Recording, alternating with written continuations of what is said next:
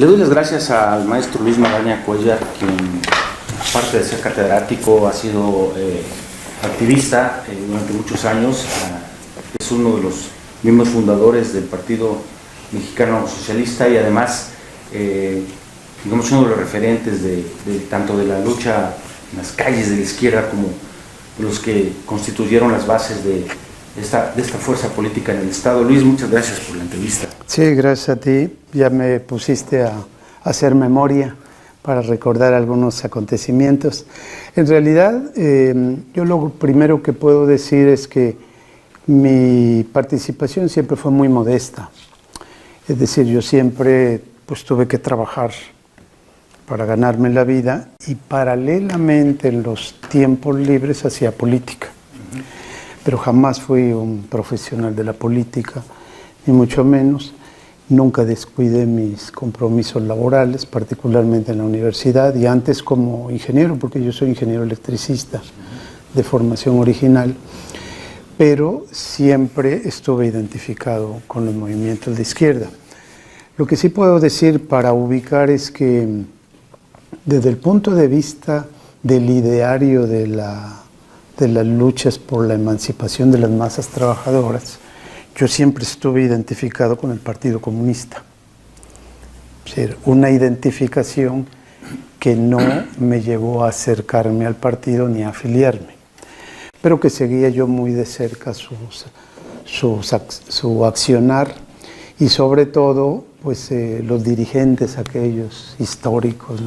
Arnoldo Martínez, Gilberto Rincón, Valentín Campa, todos esos siempre ejercieron una influencia en mí muy interesante, muy importante, que creo que me marcó, entre muchas otras influencias que todos tenemos para ir conformando nuestra ideología. Pero yo siempre estuve en agrupaciones políticas no partidarias. Originalmente, hacia fines de los años 60, y a mí me toca el movimiento estudiantil de 68 en México, yo vivo esos acontecimientos. Yo, terminando este doloroso incidente para el país, yo comienzo a trabajar con una asociación de sacerdotes identificados con la teología de la liberación en la región de Córdoba-Orizaba. De hecho, llegué a ellos porque era solo una asociación de clérigos. Pero alguien sugiere, un sacerdote que por cierto murió recientemente aquí en Jalapa, que se llamaba Rafael Quirós, tendrá un mes y medio que murió, y él es el que sugiere a esta organización a la cual pertenecía que se abriera a laicos. Entonces, en ese momento que yo ya trabajaba en el ingenio azucarero de Motzorongo, Veracruz, en el central Motzorongo, y donde ya conocía a Inocencio Romero, ahí nos hicimos amigos, en ese momento es cuando yo me incorporo a este grupo. Y bueno, lo que sí puedo decirte es que es un grupo de sacerdotes donde el menor, pues yo creo que era unos 10 años mayor que yo en aquellos años, y de los cuales aprendí mucho, sobre todo por su identificación con la teología de la liberación, aunque yo ya desde entonces, por mi rebeldía, yo ya me deslindaba de esas cuestiones y me identificaba más como ateo, pero que hice mucha y muy buena amistad con ellos. Y creo que la primera idea de ética en política, una idea que voy asimilando gradualmente, es a este contacto que tuve con este grupo. Eso es lo que puedo decir como mis inicios ya en organizaciones políticas no partidarias. El año de 68, el movimiento estudiantil me marcó a mí como a miles en este país, ¿no? Puesto que yo fui generación 1968-1972 en el Politécnico Nacional. Entonces, pues ahí me doy cuenta del carácter represivo del régimen político mexicano que imperaba entonces. Para entonces hay mucho, precisamente por esos acontecimientos surgen los movimientos guerrilleros enormemente en todo el país. Yo entro en contacto con muchos de ellos, pero nunca acepté afiliarme, por mil razones.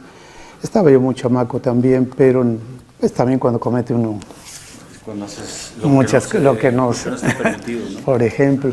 Sin embargo, no, quizás porque alguna vez alguien me planteaba en unas reuniones de convencimiento de atentados terroristas en cines y todo eso, lo cual yo rechacé desde entonces. Y ya después no vi que eso sucediera como tal, así. Pero bueno, siempre simpaticé, porque... ¿Y estaba vigente la vía por la violencia para el cambio político en ese momento? ¿Lo tenían? Yo creo que sí estaba vigente, seguía vigente, al menos en el imaginario de muchos sectores de izquierda, sobre todo por el carácter represivo del Estado. Es decir, tú lo sabes bien, había un partido hegemónico, las libertades eran mínimas, no había habido una reforma electoral que le diera cabida a todos estos grupos y entonces proliferaba. Entonces, la represión del 68 contra el movimiento estudiantil fue como un detonador de estos movimientos que ya existían, pero es un detonador porque muchos se convencen de que la vía electoral, la vía pacífica dentro del sistema político burgués imperante, aún hasta la actualidad, pues dejaba mucho que desear. Entonces, es así como yo empiezo, pero después viene también otra experiencia a nivel internacional que creo que marca mucho a los militantes de izquierda, y fue el golpe de Estado contra Salvador Allende en Chile. Yo tenía entre 20 y 23 años cuando ese periodo, hasta el golpe de Estado, y ya desde entonces seguía yo a la distancia por los medios, las noticias que nos llegaban, ese proceso que siempre me pareció interesante, pero que también a raíz del golpe de Estado yo veo que queda cancelado por muchas décadas y que esa influencia sigue hasta el día de hoy desde mi punto de vista, el que se pueda llegar con partidos de ideología comunista o socialista a la conquista del poder por la vía pacífica. Es decir, eso queda cancelado y eso lleva también, desde mi punto de vista, a una disolución de la izquierda en términos generales, no solo en México, en el resto de América Latina y en el mundo, donde hoy pues casi cualquier cosa es de izquierda. Sí, bueno, vemos ahora a Xochitl. Por ejemplo, ¿no? Santiago Krill es de izquierda, ¿no? Por ejemplo, ¿no? Entonces, como se ha diluido mucho esto, pues es muy fácil confundir o engañar también. Pero bueno, yo pienso que a partir de allí es cuando vienen estos cambios, de los cuales podemos hablar después, porque volviendo atrás, que es como la cronología importante, ya cuando se funda el Partido Mexicano Socialista, yo por ejemplo era un admirador de Berto Castillo, y aunque no estaba en el partido, ya estaba en otra agrupación, ya no era la de los sacerdotes, que fue el movimiento ebertista, que era nacional, pero que una de sus sedes principales, o quizás la principal, estuvo aquí en Jalapa, encabezada por muchos compañeros, pero muy notoriamente por la maestra Gloria Sánchez. Entonces ese grupo, que hasta la fecha continúa, ¿no?, es, digamos, como mi otro referente en el accionar político. Y es en este grupo, estando allí, donde surgen los acontecimientos de 1988, que teníamos ya el fraude electoral contra Cuauhtémoc Cárdenas, teníamos ya la efervescencia porque venían las municipales, y entonces a mí me invitan a contender aquí en Jalapa como candidato suplente a la presidencia municipal junto con el doctor Tito Domínguez Lara. Él fue el candidato titular y entonces empezamos una campaña aquí en la ciudad, en sus colonias, etcétera, pues contra el aparato, ¿no? ¿Quién era el candidato del oficial? Ya no recuerdo, fíjate, de momento no, ya no recuerdo quién era el candidato oficial, que obviamente, pero entonces lo que sí recuerdo es que más o menos ellos obtuvieron, según sus conteos, como 11,000 y pico de votos, y nosotros ya entonces nos acercamos a los 9.000 votos, más o menos en aquellos años, en esas condiciones.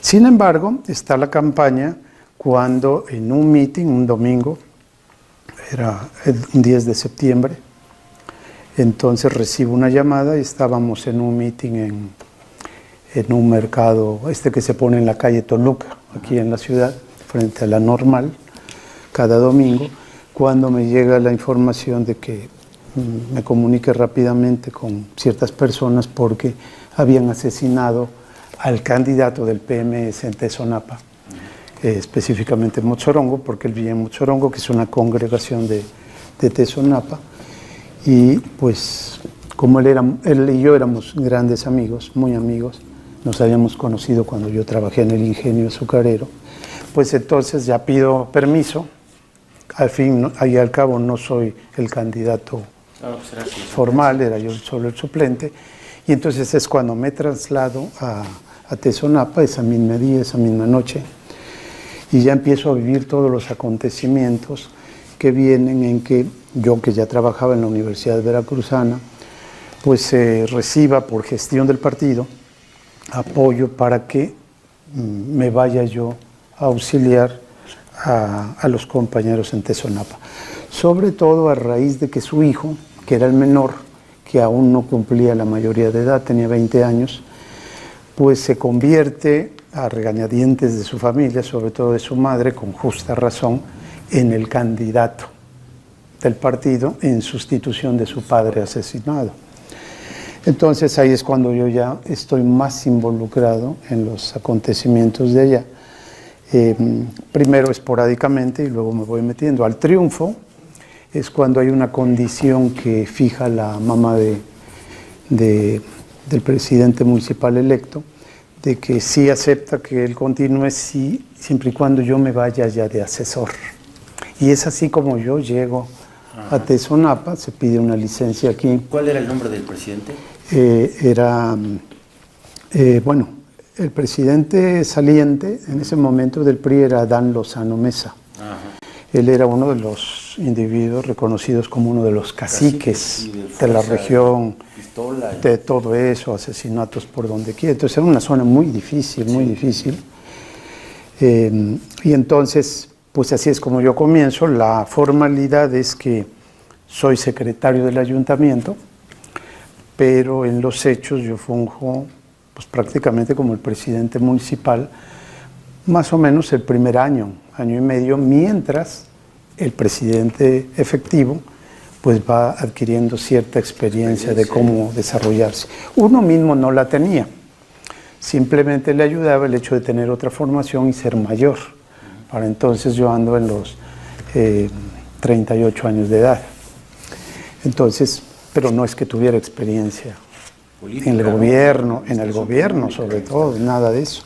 Entonces vamos aprendiendo sobre la marcha, pero es una experiencia sumamente interesante, de la cual si algún día puedo todavía me doy tiempo, pienso escribir, ¿no? Porque creo que eso sí fue una visión completamente de lo que era la cultura política nacional, lo que era la realidad de luchar contra un partido de Estado, de lo que eran los medios y cómo influían.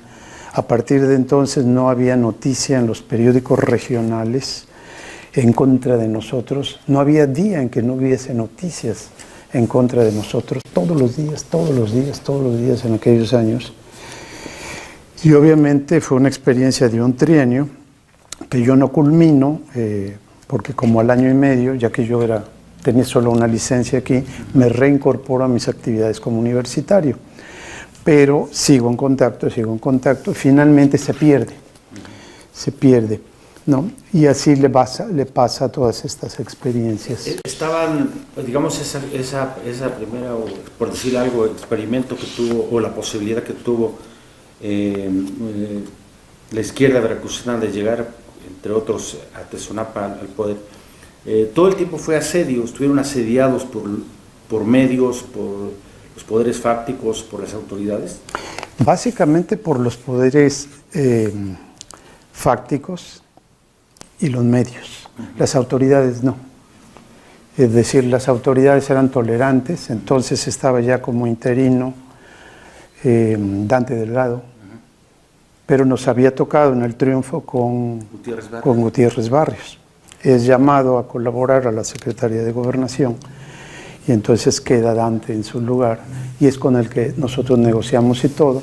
No, Dante fue respetuoso, fue respetuoso de nosotros, los apoyos que necesitábamos siempre nos lo dieron y todo, pero los medios, los poderes fácticos, los empresarios, todo eso sí había mucha hostilidad. Y al final eso hizo que ustedes perdieran la siguiente elección. Sería demasiado decir que esos fueron los factores solamente, sin duda influyeron, pero el factor principal es que el mismo partido no tenía claro qué quería. Es decir, una de las primeras experiencias que yo vivo allá, que es sumamente, es como un golpe, es que la primera amenaza de toma del ayuntamiento no es por las fuerzas opositoras, no es por el PRI, sino es por el propio Partido Mexicano Socialista en su comité municipal. Por ejemplo, esa es la primera amenaza de toma.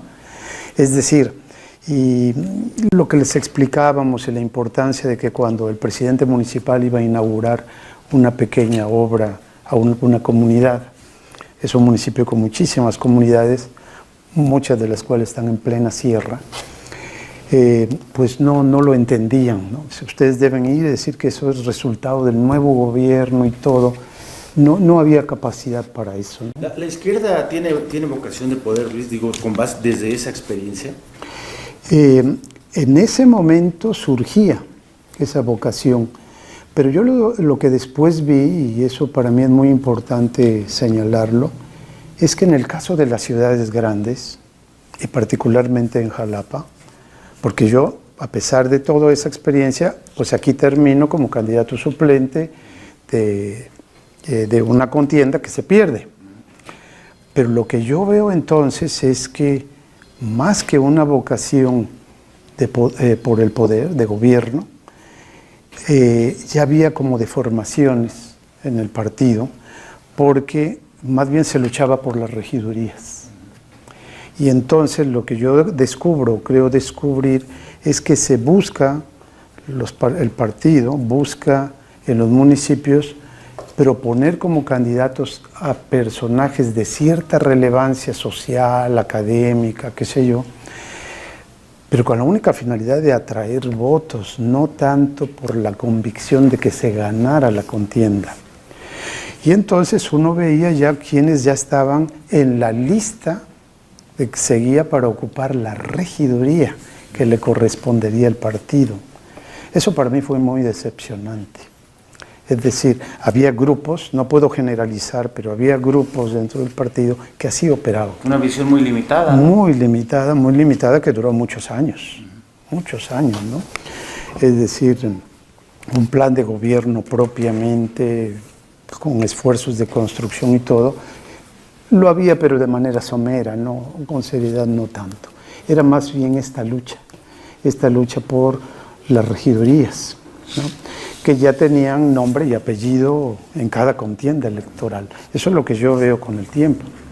Es gracias al empuje de las fuerzas nacionales y los dirigentes nacionales como poco a poco se va construyendo una vocación de poder, ¿no?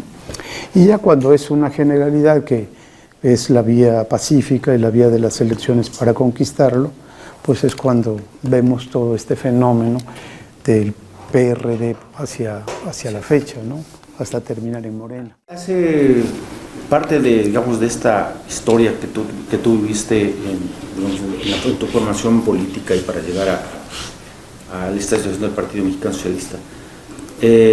Mencionabas a la Iglesia. Yo creo que es interesante porque puntualizar el papel que pudo haber jugado la Iglesia en esa coyuntura del 88.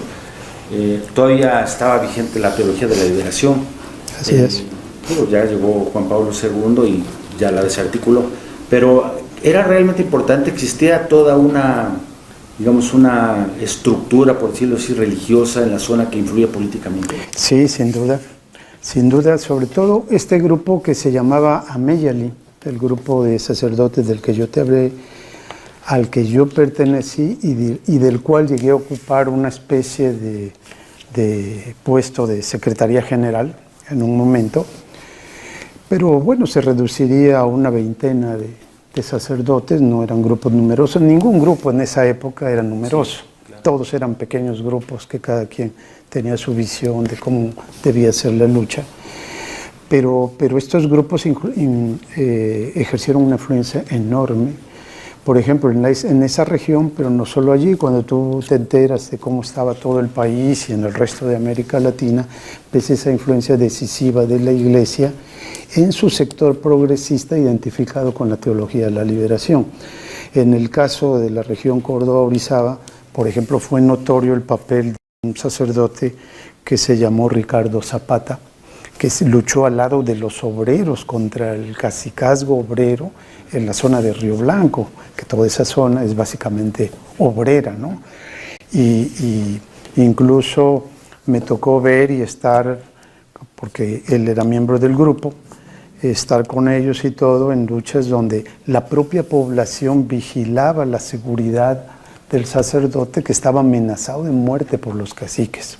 Eso es solo un ejemplo anecdótico, pero para mí muy relevante, que ilustra el grado de compromiso de muchos de estos sacerdotes identificados con la teología de la liberación, simpatizantes incluso del Partido Comunista, pues para tratar de darle instrumentos a la población. Y además hay un fenómeno que se crea en toda América Latina, que son las llamadas comunidades eclesiales de base. Y entonces, gracias a esas comunidades eclesiales de base, años después se conquista más poderes municipales en la zona, precisamente por este trabajo de estos sacerdotes. A ras de tierra. A ras de tierra, exactamente. ¿Y cómo se diluye este grupo, Luis? ¿Qué sucede para que se pierda, digamos, esa influencia que ya habían construido? Sin duda es un asunto de la jerarquía.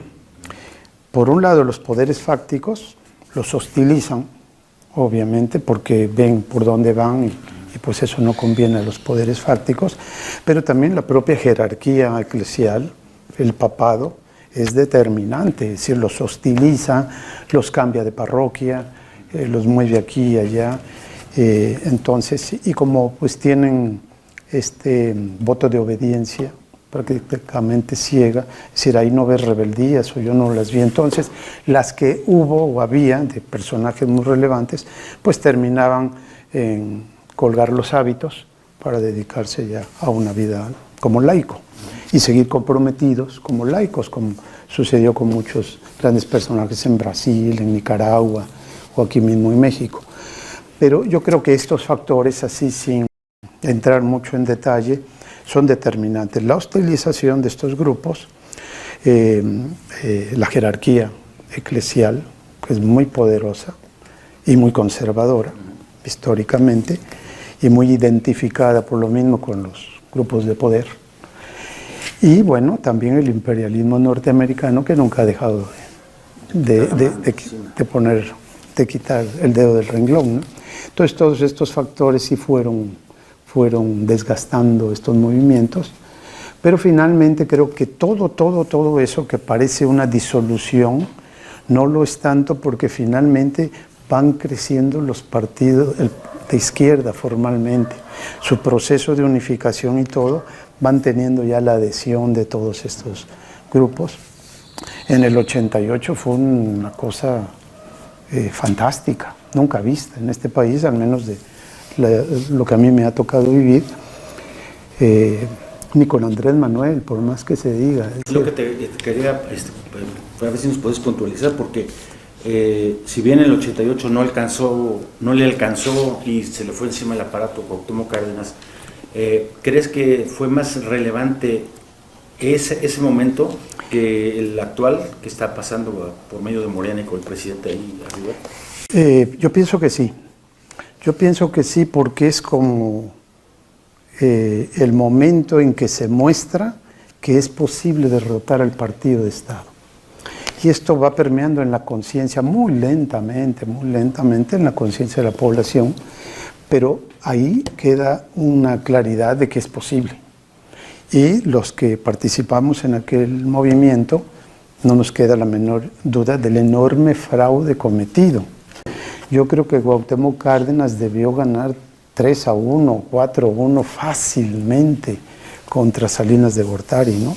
Sin embargo, pues sabemos la historia y todo lo que pasó porque ellos contaban los votos, ellos tenían su aparato legalizador y obviamente pues, hicieron lo que quisieron con las urnas. Ahí fue importante la legitimación que hizo el PAN, ¿no? Y fue donde nace esta dicotomía, ¿no? Desde la partición del poder. Fue muy importante lo que hace el PAN porque, por ejemplo, guardado las actas electorales todavía en ciertos sótanos del Congreso, en ciertas bodegas del Congreso, pues finalmente es el PAN quien dice eso ya cumplió su función y debe ser quemado.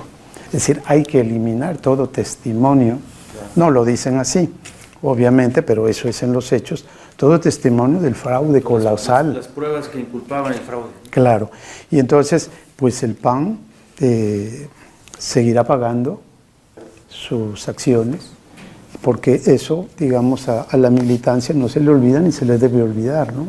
Incluso los jóvenes hoy deben saber qué es el Partido Acción Nacional, qué papel ha jugado y sobre todo en esta legitimación, ¿no? ¿Tú crees que la falta de memoria sea,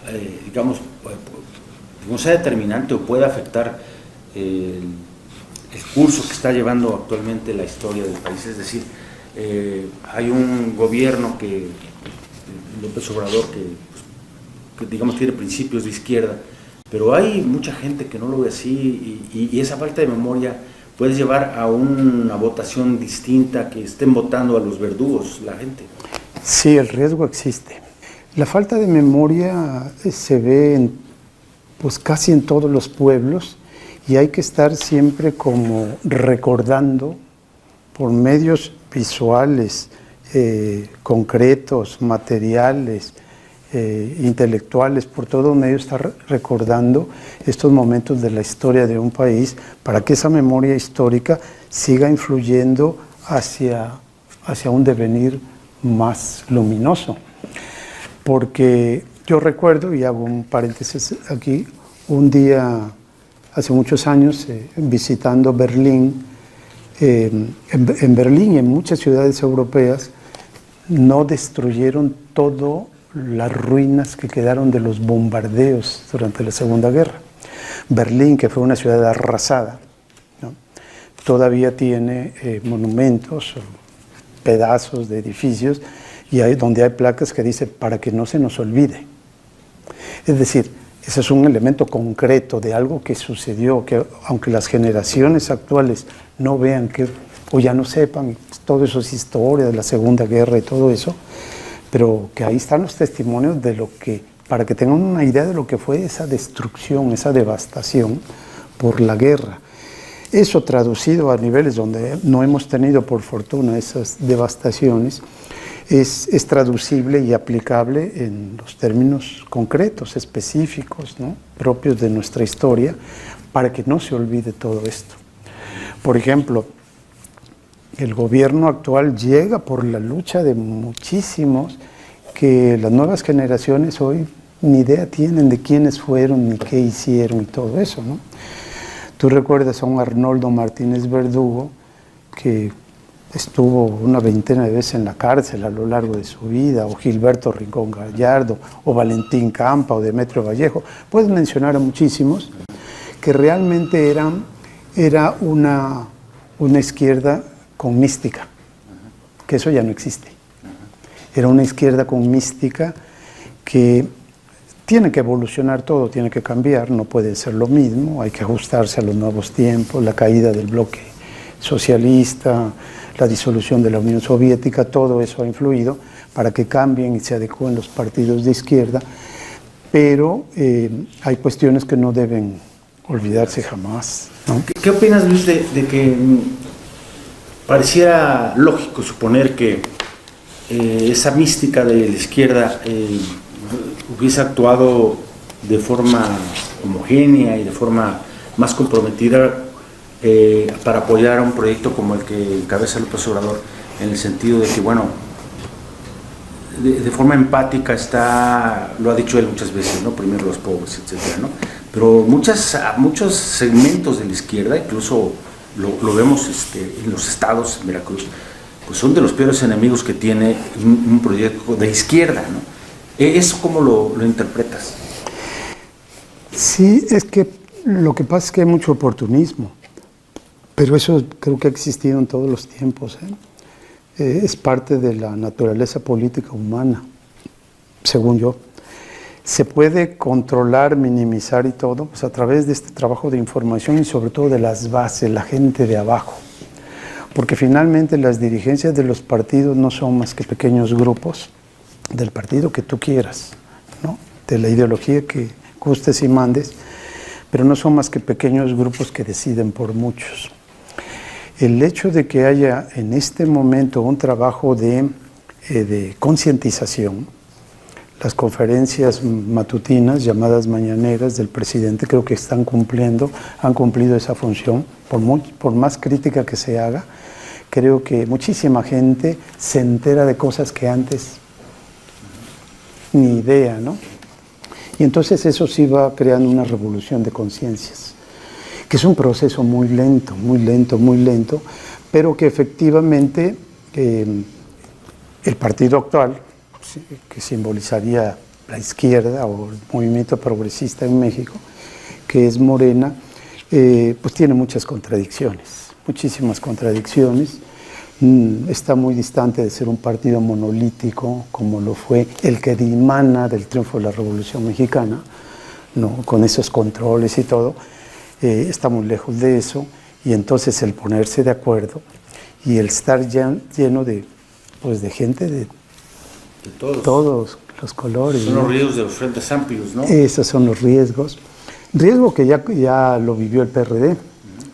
Alguna vez dijo Eberto Castillo, a quien yo siempre he admirado mucho y he seguido su ideario críticamente, no ciegamente, pero alguna vez él dijo, no nos fijemos de dónde vienen, sino a dónde vamos. Y yo desde entonces cuestionaba eso. Yo dije, no, es cierto que no podemos caer en el purismo ideológico. A ver, tú sí tienes las características para pertenecer al partido o no. ¿Por qué no? Los partidos están formados por humanos, con defectos y errores, el que tú quieras. Pero abrir las puertas de un partido a todo el que quiera llegar, bajo el supuesto de que va a luchar por los mismos ideales, sí es un error. Tiene sus riesgos. Y bueno, esto se ha visto siempre. Se ha visto siempre. Entonces lo vive el PRD y yo creo que es un factor que juega un papel no despreciable en su disolución. Entonces, yo creo que Morena tiene que cuidar eso actualmente, ¿no? Porque además, pues no sé si ya deba decirlo, quiero decir si ya es el momento, pero el hecho de que en este momento haya una precampaña con otros nombres para no violar la reglamentación electoral y todo eso, ¿no? Hoy se lucha por ser el coordinador de los comités de defensa de la 4T, pero la verdad es que no se dan entre sí durísimo, porque todavía hay un líder moral que tiene el poder, sino quién sabe. Aún así, hay fuego amigo y hay mil cosas que uno ve. Hay gobernadores que ya se pronuncian por uno u otro abiertamente, aunque luego se replieguen un poco. Tenemos clarísimo por quién está un gobernador y por quién está otro y otro, ¿no? Y además el propio partido, muchas de las pintas que uno ve a favor de más de un candidato que de otro, por ejemplo aquí en la ciudad y la región, mucho de ello tiene que ver el propio partido, ¿no? Que en declaraciones diría que son imparciales y eso, pero la verdad es que no. En los hechos son otros y tenemos datos y pruebas y muchas cosas, pero que no es el caso, ¿no? Pero para mostrar que eso no, que es una falla, que es un error y que tiene que ser corregido. Pero finalmente la cultura política nacional, que para revertirla tendría que haber por lo menos 3 sexenios parecidos al actual, para que se sentaran las bases para un cambio más duradero, de más fondo. De lo contrario, hay muchos riesgos. Sí. De hecho, al salir de López Obrador, existe un riesgo real tal vez como dices, no de pérdida de poder, porque pues los 6 años han servido para darle ahí cierta consistencia y solidez digamos, a las estructuras de gobierno que va a dejar. ¿Qué es lo que le haría falta a Morena, Luis, digamos, como partido gobernante, desde la óptica que tú tienes, ¿no? Desde de esta visión que traes desde el 88, estuviste en el movimiento del Frente Democrático Nacional, todo esto? ¿Qué es lo que haría falta para consolidar, independientemente de unos, cuando menos 3 sexenios? Yo creo que la memoria histórica de la izquierda en México es fundamental recuperarla y difundirla entre las bases por todas las formas posibles, ¿no? Sobre todo que quede claro que lo que hoy se tiene es resultado de luchas muy dolorosas, con muchos altibajos, de sectores que nunca se conformaron con el sistema que imperaba, ¿no? Durante tantos años. Eso me parece que es fundamental. Lo otro es que sí tiene que haber una disciplina partidaria con más energía, con más rigor, pero que yo sé que debería haberlo, pero que es muy difícil porque el problema de las izquierdas en México y en toda América Latina es un problema que se reduciría a que todos los dirigentes o militantes más o menos medios, todos se sienten generales, no hay soldados rasos. Entonces, cuando tú quieres ponerte de acuerdo en un grupo donde todos son generales, al menos ideológicamente, no, al menos en la imaginación, ¿no? Puro jefe, es sumamente difícil. Y ese es un problema que arrastra la izquierda en México de toda su existencia, ¿no? Desde siempre, pero desde liberales y conservadores en el siglo XIX y luego desde 1919 para acá cuando se crea el Partido Comunista Mexicano y luego todos los grupos que ha habido. Y eso es un problema muy fuerte, ¿no? Pero sí, es preocupante, yo no tendría una respuesta clara todavía de lo que va a suceder una vez que Andrés Manuel no esté. Yo quisiera que no fuese cierto de que no va a influir después si no me llamen ni para saludarme. Yo quisiera que no fuera cierto porque pues personajes así deben seguir cumpliendo una función y me imagino que no se va a dudar de mantenerse en la abstención cuando vea que esto se empieza a resquebrajar fuertemente. Ahora no va a suceder porque está él, ¿no?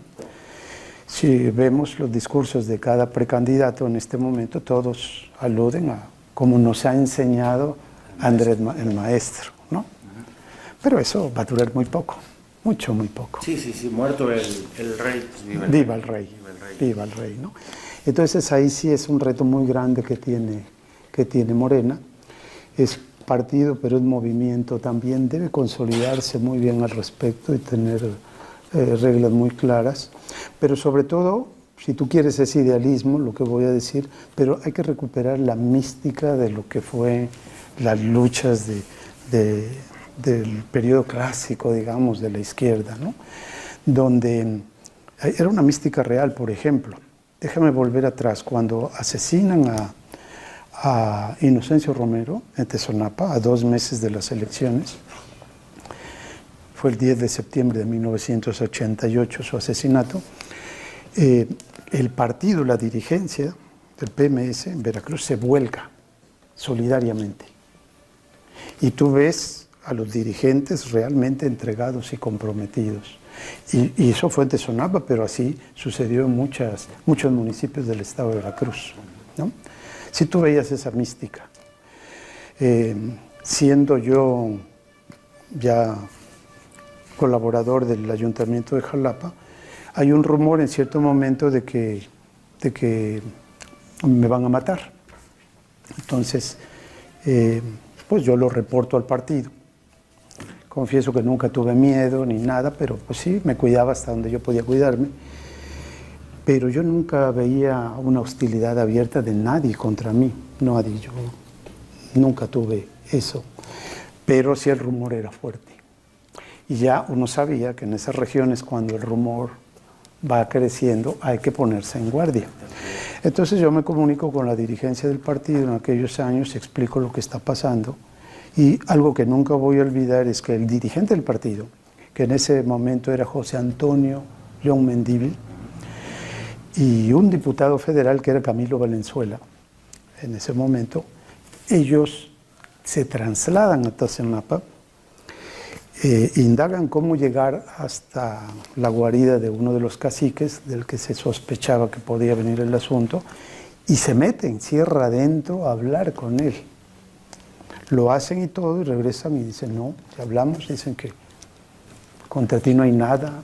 Y yo decía, es que no puede haber mucho porque ni tengo tierras, ni tengo intereses, ni tengo bienes, ni tengo nada aquí.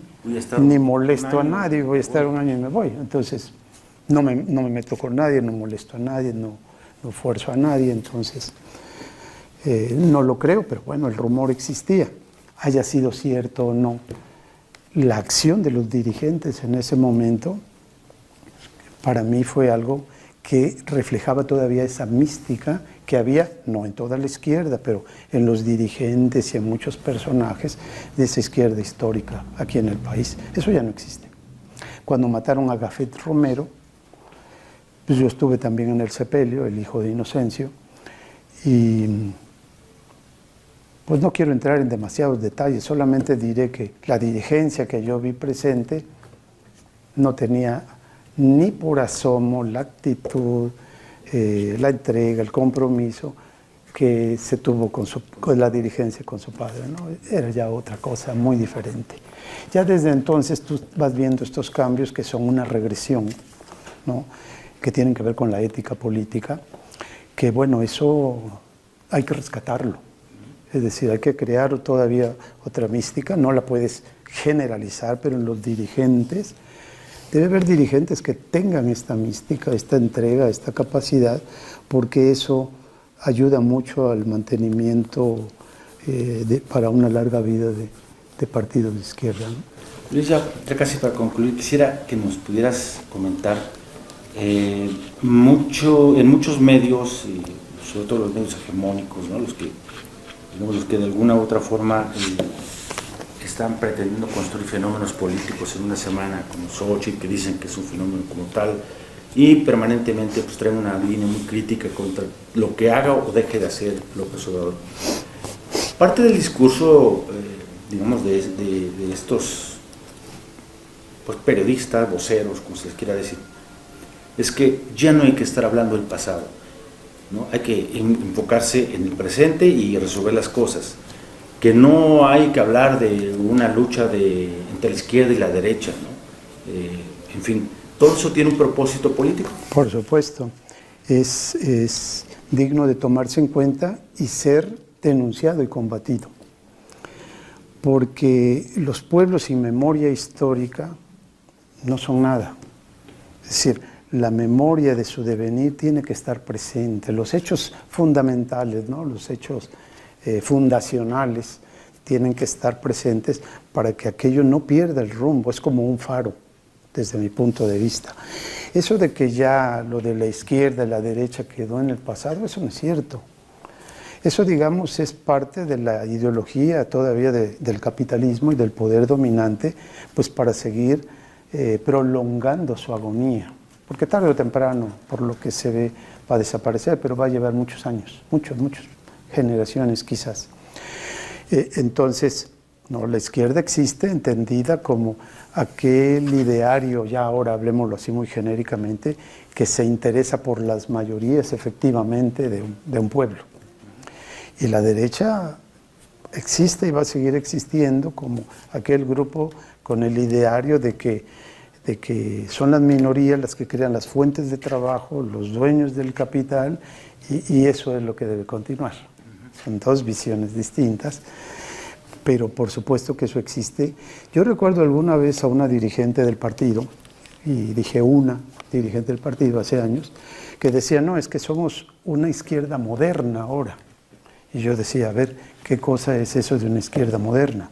Si por moderno entendemos que hay que irse adaptando a los cambios internacionales y nacionales para depurar el quehacer político, la estrategia, las tácticas, estoy de acuerdo.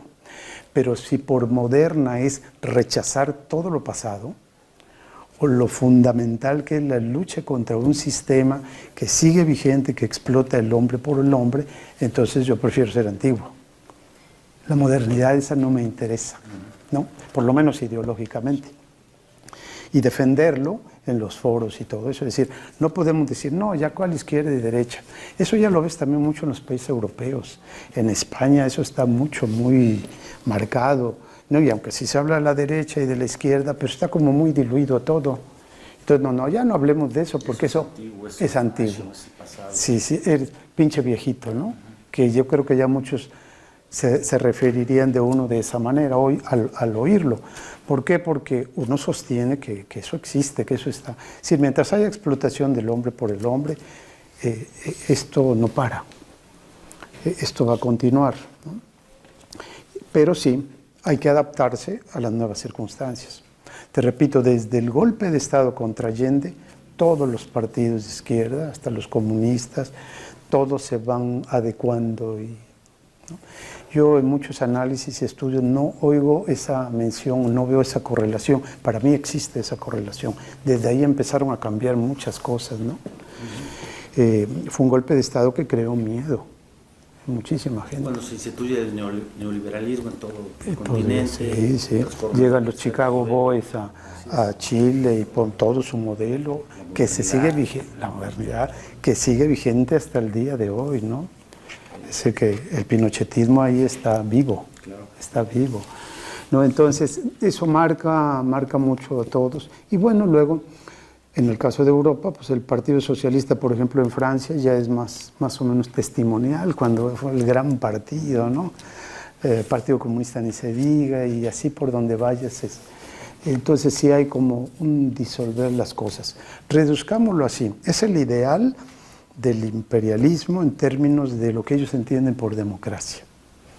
En la democracia vamos a crear partidos políticos, que gane el que gane, siempre va a respetar las estructuras de dominación. Gane el que gane. En los Estados Unidos, si no es partido republicano, es partido conservador.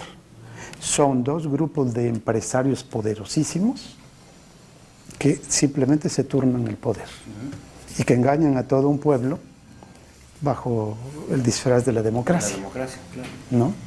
Entonces, eso pues lo tienes en otros países más o menos, se salvaron en Europa, en América Latina también no tanto, pero tú cuando lees los objetivos de un partido ya no vas a ver si son de izquierda, el plan de las grandes nacionalizaciones, la recuperación de las riquezas para los pueblos, quitarlas de manos privadas, eso ya no lo ves. Ya no lo ves. Entonces, ¿qué es lo que sucede?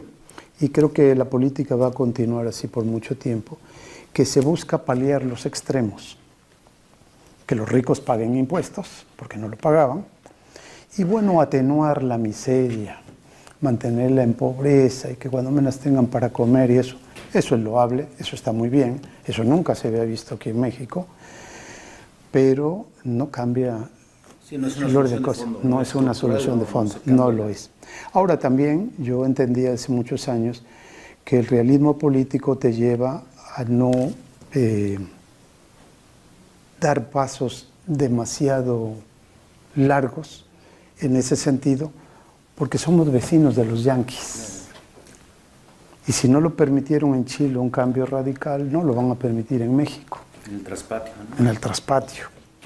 Entonces, como muchos ya lo dijeron en tiempos atrás, habrá que esperar a que cambien los Estados Unidos radicalmente para que entonces también se construya algo así. Pero eso no quiere decir quedarse cruzado de brazos. Yo nunca creí que viera un gobierno en México como el actual, que me tocara vivirlo. Siempre soñé que llegaría, pero no creí que lo viera. Y me parece que en tan solo 5 años ya los cambios son enormes. Lo que ha hecho es digno de elogio, de reconocimiento y con muchos pendientes. Claro. La educación, el campo, tantas cosas, la salud, ¿no? Todo, sí, muchísimos pendientes, pero bueno, son procesos. Falta todavía. Falta mucho.